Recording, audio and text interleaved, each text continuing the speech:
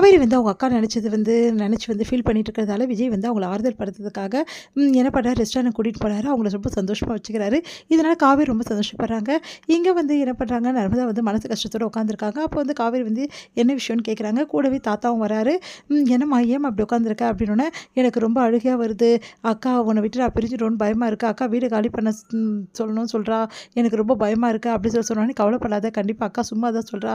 கண்டிப்பா காலி பண்ண மாட்டா அப்படின்னு சொல்லிட்டு காவேரி வந்து ஆறுதல் சொல்றாங்க. அடுத்து கங்கா என்ன பண்றாங்க, நெறைய வீடு போய் பார்க்குறாங்க. பார்த்தா நெறைய அட்வான்ஸ் கேட்குறாங்க, வாடகை கேட்குறாங்க.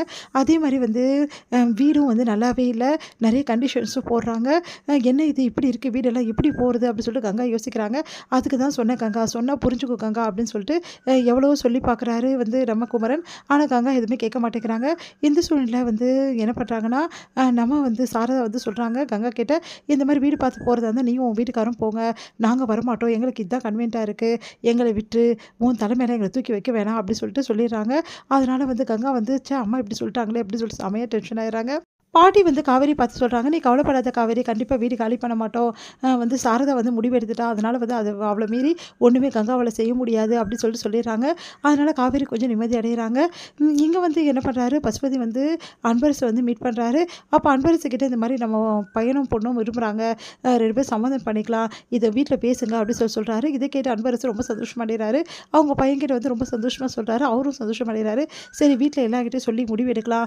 எப்படியாவது வந்து சீக்கிரமாவே வந்து கல்யாணத்துக்கு ஏற்பாடு பண்ணணும். அப்பதான் கரெக்ட்டா இருக்கும். நான் வந்து பசுபதி பார்த்தா யாருக்குமே வீட்ல பிடிக்காது.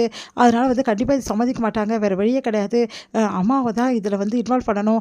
அம்மா சொன்னா எல்லாரும் கேட்டு தான் ஆவணும் அப்படின்னு சொல்லிட்டு யோசிக்கிறாங்க. உடனே வந்து என்ன பண்றாரு, அன்பரசு அவங்க ஒய்ஃப் கிட்ட இந்த மாரி வந்து பசுபதி வீட்டு பொண்ண வந்து நம்ம பையனுக்கு கல்யாணம் பண்ணலாம். 2 பேரும் விரும்புறாங்கன்னு சொல்றாரு.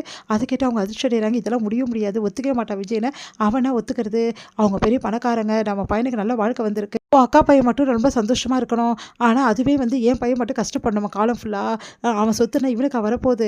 அப்படின்னும்போது என் பையன் சொத்து சுகத்தோட இருக்க பொண்ண கல்யாணம் பண்ணிக்கிறான். அதையே நீ கெடுக்க பார்க்குற. எனக்கு தெரியாது. வீட்ல எல்லார்கிட்டயும் பேசி நீ சம்மதம் வாங்கி தீரணும். அப்படி சொல்றாரு. என்ன பண்றதுன்னு ராதா தவிக்கிறாங்க. அடுத்து வந்து எல்லாருக்கிட்டயுமே வந்து இந்த மாரி ஒரு விஷயம்ப்பா அப்படின்னு சொல்லிட்டு இந்த மாரி பசுபதி பொண்ண வந்து வந்து அஜய் வந்து விரும்புறான். 2 பேரும் லவ் பண்றாங்க. 2 பேரும் கல்யாணம் பண்ணிக்கணும்னு ஆசைப்படுறாங்க. என்ன பண்றதுன்னு தெரியல.